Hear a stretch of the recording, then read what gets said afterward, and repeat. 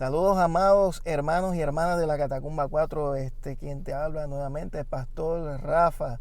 Que el Señor me los bendiga. Un abrazo y saludo de mi parte, de mi familia y de nuestra amada congregación de la Catacumba 4. Me place esta semana poder compartir el estudio y la reflexión de la palabra para hoy jueves.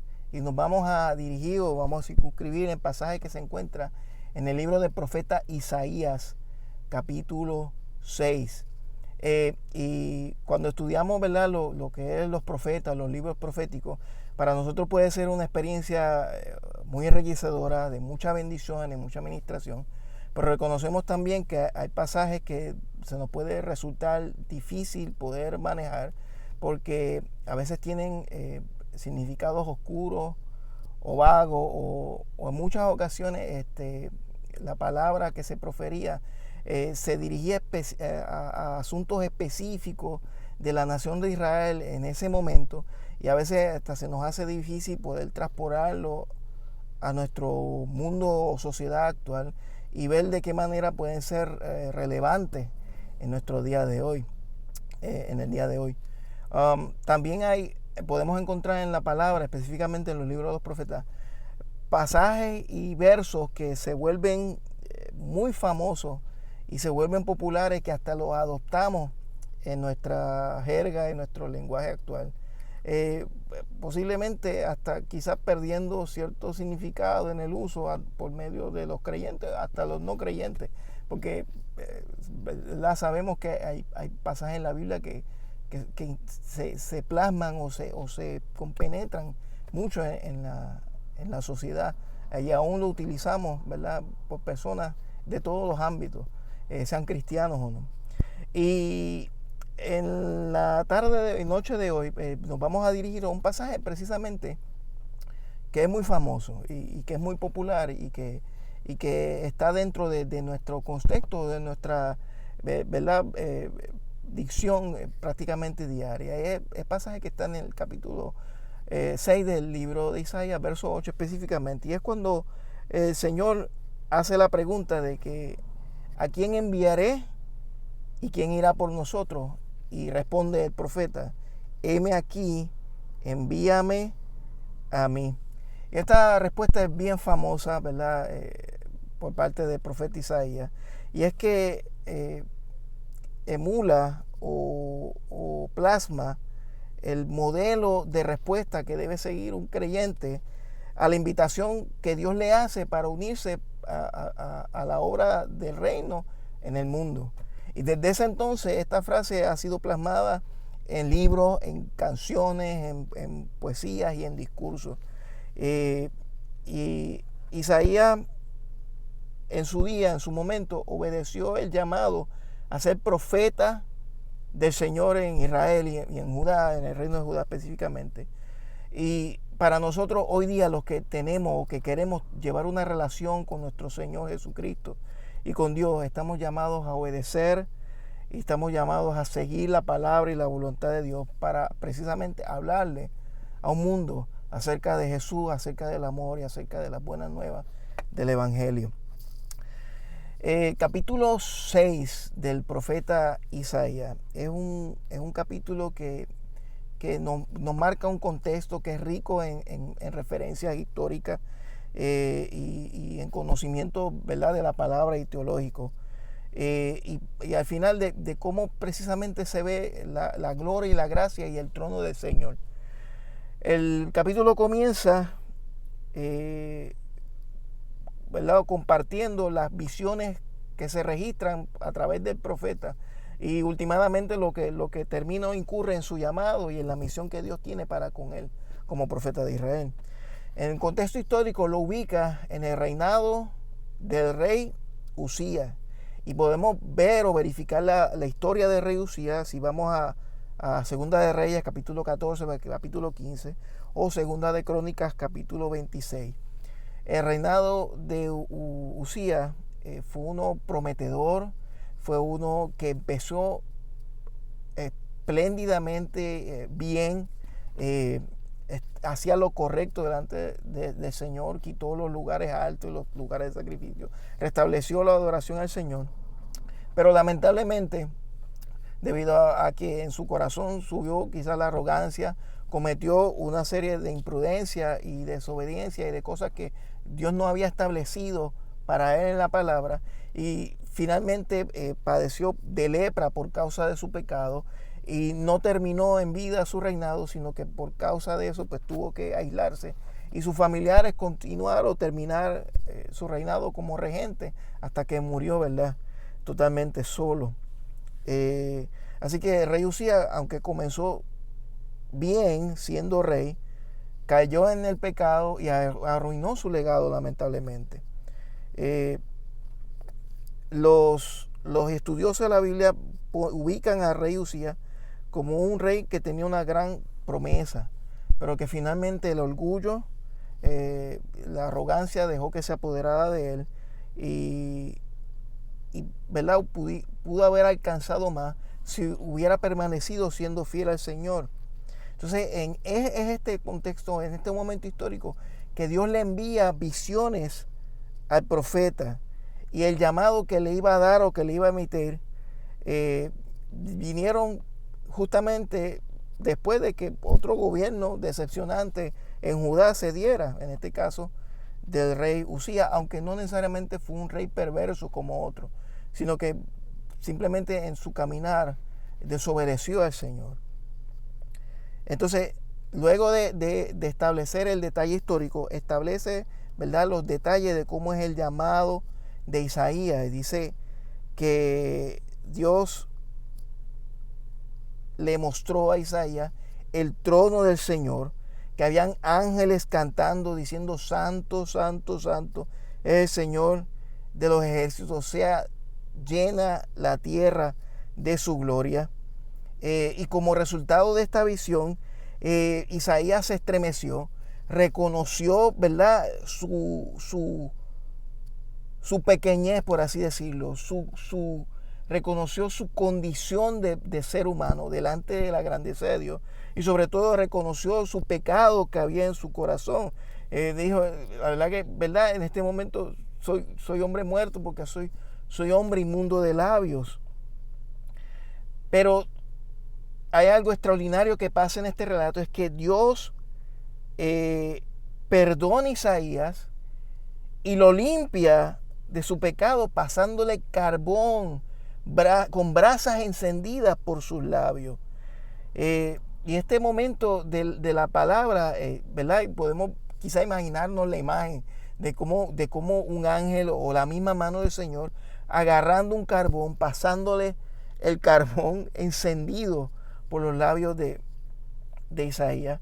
Y fue un carbón que lo que hizo fue que lo limpió, lo transformó, no lo consumió por causa de la gracia, por causa de la misericordia del Señor, sino que lo lavó de esa inmundicia, de esa maldad. En el momento en que Isaías abrió su corazón, reconoció su pequeñez, reconoció su insuficiencia delante del Señor, reconoció la grandeza que Dios le estaba mostrando delante de él, y Dios, en su infinita gracia y favor y misericordia, lo restaura, lo perdona y lo limpia. Entonces, este pasaje lo que nos muestra es que Isaías primeramente no fue limpiado por causa de su propio sacrificio, de entregarse, ¿verdad?, ante la imposibilidad de lo que podía hacer delante de la grandeza del Señor, sino que fue limpio por voluntad del Señor, porque Dios es bueno, porque Dios es misericordioso, y ese acto del Señor lo que hace es que emula, presagia y nos pone de manifiesto de antemano la gracia que habría de venir a través de nuestro Señor Jesucristo, y de cómo Dios continúa en su intención de limpiarnos y de lavarnos de nuestra propia maldad. No en esta ocasión por un carbón encendido, sino por la sangre del Cordero de Dios, que quita el pecado del mundo.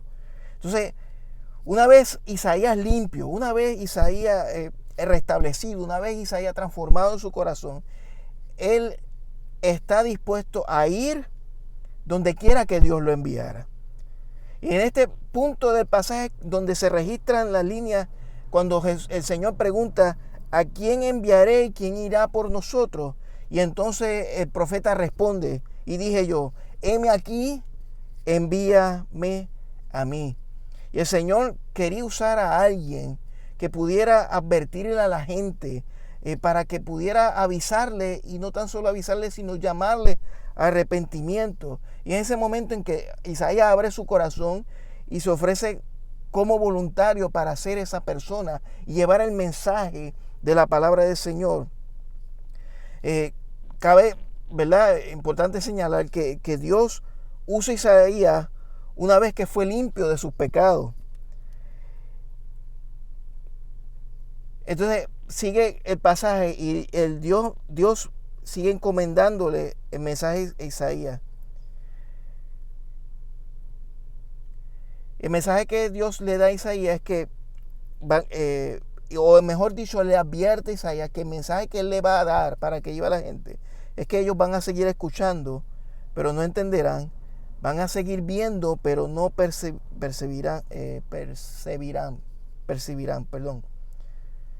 Va a envanecer el corazón de este pueblo.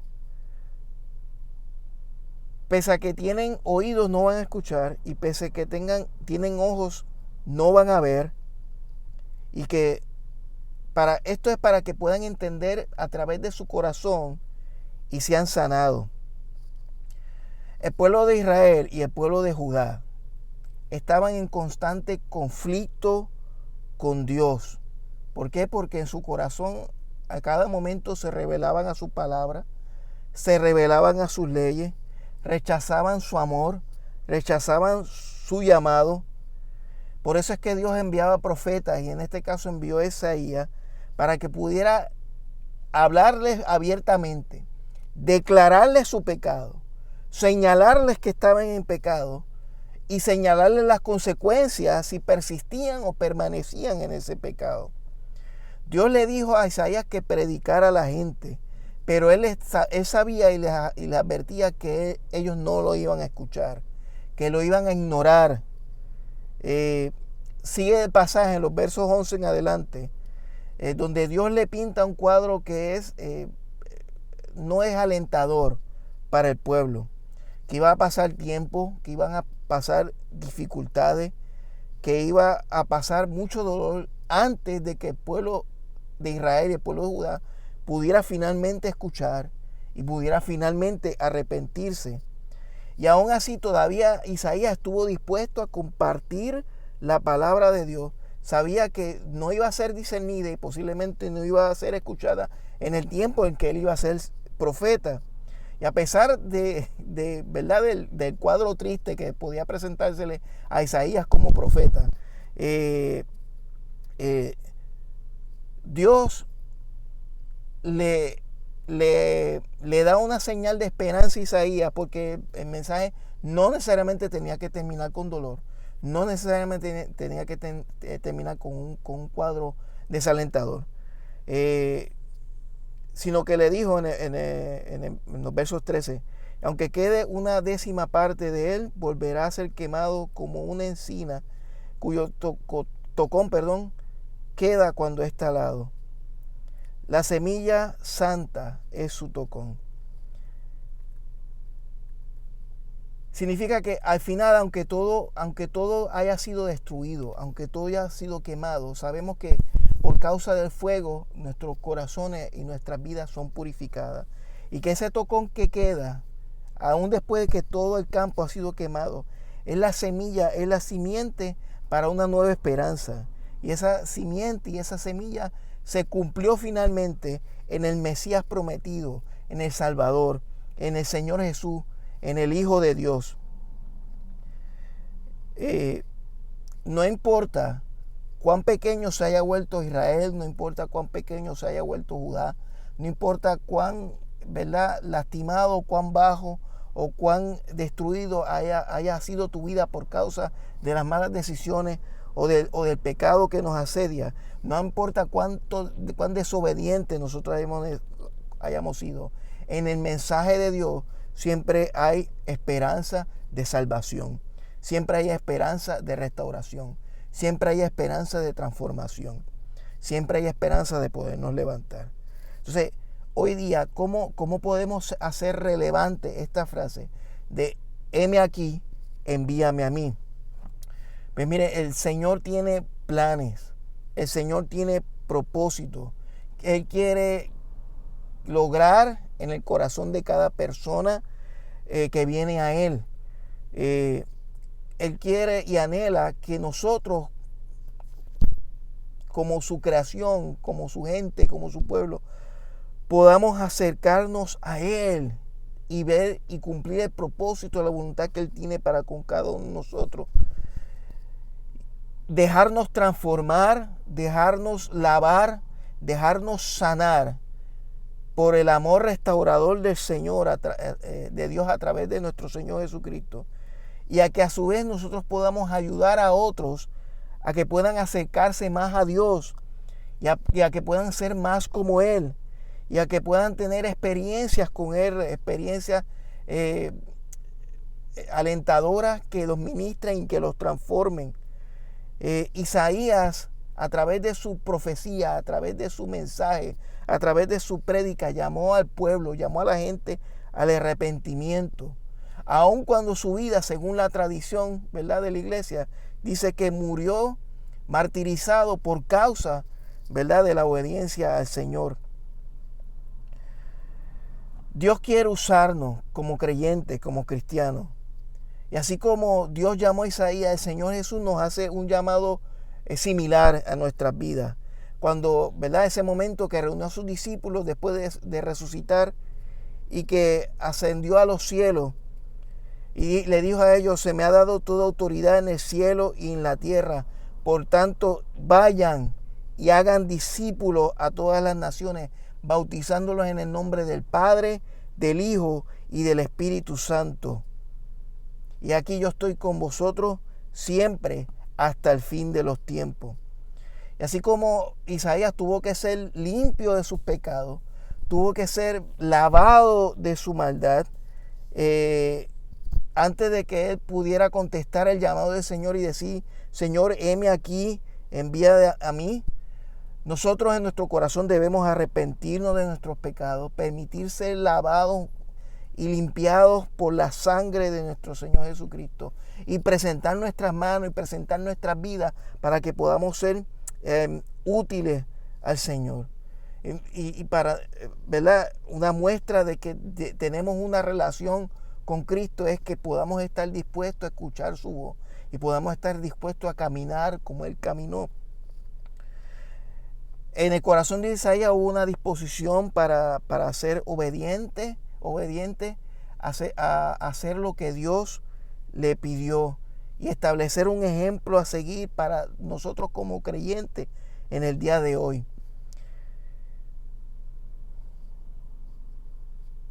Debemos estar dispuestos, así como estuvo Isaías en su corazón dispuesto a obedecer al Señor y seguir su camino y seguir su palabra. Y aún en esa disposición debemos entender que Dios no nos va a dejar solos. Dios nos va a acompañar, nos va a guiar y nos va a ayudar a poder cumplir nuestra palabra. Incluso si no estamos seguros cuál finalmente es nuestro llamado, o si no estamos seguros finalmente a cuál es nuestra área a la cual nosotros podemos seguir, simplemente debemos permitir ser dirigidos por Dios y por el Espíritu Santo en medio de nuestras vidas. Y Dios en el caminar nos va a ir revelando específicamente en qué áreas nosotros podemos ser útiles y de bendición en el Señor. Algunas personas están llamadas a ir como misioneros y, ¿verdad?, según entendamos, hasta los confines de la tierra, hasta lo más lejos que el Señor nos pueda llamar, para poder llevar el evangelio a grupos étnicos diferentes o a grupos que no son alcanzados, ¿verdad?, por causa de sus situaciones geográficas o de sus situaciones sociopolíticas. Otros somos llamados no necesariamente a salir de nuestra tierra de origen, pero sí ser de testimonio, de ejemplo en los lugares de nuestro trabajo secular, en nuestros propios vecindarios donde nosotros vivimos, en nuestras comunidades, con nuestros vecinos, independientemente sea donde el Señor nos haya plantado o independientemente sea donde el Señor nos haya permitido llegar, que podamos estar dispuestos a hacer lo que Dios quiera con nosotros como sus hijos. Y es importante que como creyentes debamos aceptar la voluntad del Señor, obedecerla y realizarla con amor y con propósito. Isaías, aunque vio el pecado en el pueblo de Israel y en el pueblo de Judá, fue llamado a predicar la verdad de Dios tal y como Dios se la mostraba y tal como Dios se la daba en su corazón. En última instancia, Isaías sabía que él no estaba llamado a arreglar o corregir los pecados o los problemas del pueblo de Israel. Él simplemente está llamado a señalarles su pecado, a señalarles su mal camino, a señalarles su maldad, pero no tan solo eso, sino que aparte de hacer esas cosas, también señalarles la misericordia, también señalarles el amor y también señalarles la esperanza que ellos podían tener en Dios y sobre todo la esperanza de la promesa de un Mesías que había de venir. Hoy nosotros como cristianos y como creyentes tampoco estamos llamados o no podemos solucionar todos los problemas ni los pecados que abundan en medio de nuestras culturas o en medio de nuestras sociedades, ya que, mis amados, lamentablemente el corazón del hombre corre con ansia hacia la maldad. Pero debemos y podemos hacer lo que sí el Señor nos ha llamado, y es correr a combatir los males de nuestra sociedad, proclamando el evangelio de salvación de Jesucristo, y que la esperanza ya vino a través de nuestro Señor como el Mesías, que murió por los pecados de todo el mundo, y que no tan solo murió, sino que dejó esa tumba vacía y que resucitó, y que hoy día ofrece el perdón y nos ofrece una eternidad en el cielo con Él.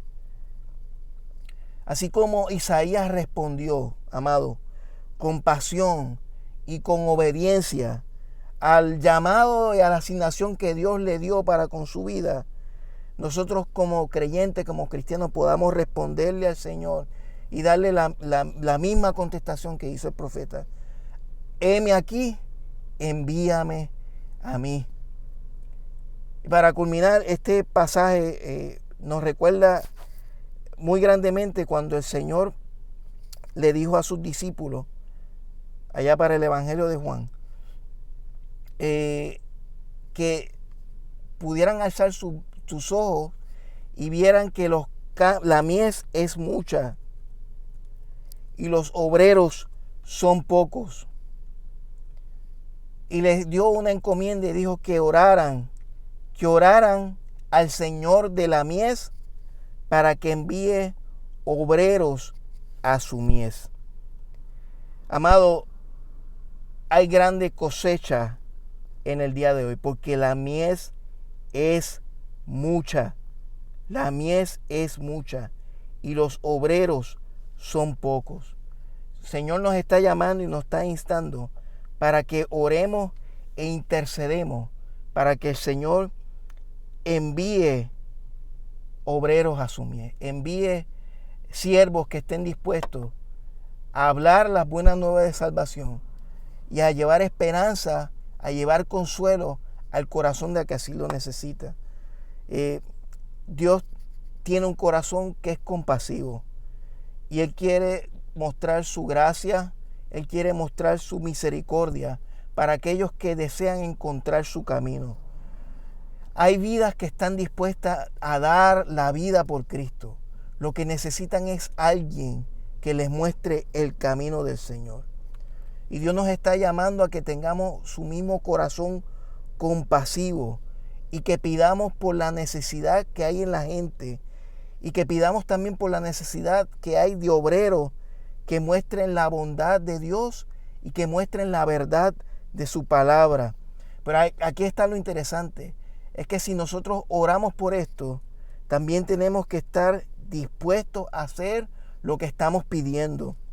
El Señor es quien nos está enviando a nosotros a recoger la cosecha. Esto no es un llamado que es solamente para pastores, esto no es un llamado que es solamente para ministros. Esto es un llamado para todo aquel que es discípulo de Jesús. Leyendo, ¿verdad?, lecturas devocionales Había un dicho que decía un pastor que era anciano en su iglesia. Decía así: cuando un hombre ora o ore por una cosecha de maíz, el Señor espera que diga amén con una azada en la mano. Mire, amado, mucho podemos nosotros hacer, como ya les dije.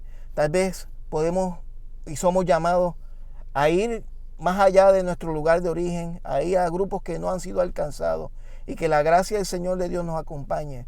Hay otros que no somos llamados como misioneros, pero en medio de nuestras comunidades, en medio de nuestro lugar, podemos invitar a personas a que vayan a la iglesia.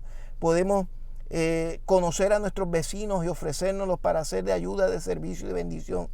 Podemos iniciar estudios o noches de oración en medio de nuestras casas.